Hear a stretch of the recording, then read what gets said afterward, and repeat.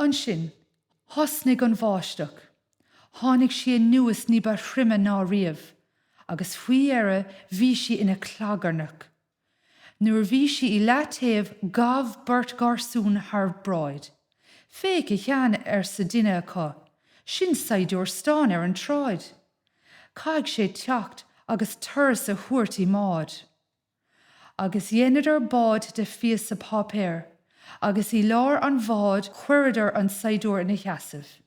Siúd leis snámh sa phliúda agus an burt garsún ag rith lena cuis, ag gáirí agus ag luairigh.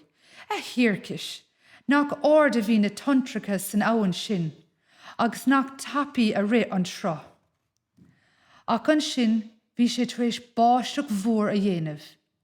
Bhí an bád pápéir ag lúsca anúna san awl agus uaireanta casadh si timpeall cóhéasca sin go mbeadh an Saighdiúir Stáin ag crith, ach cheas sé an fód go cróige agus níor stéin sé a riamh.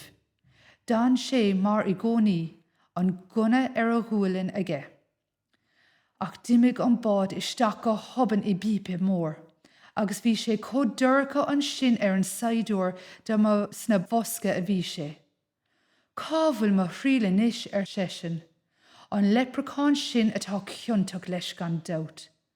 Ach ba cumalum códurcha leis an áithíos, do mbeadh an chalín beag sin ina sí an seo lum sa bhád.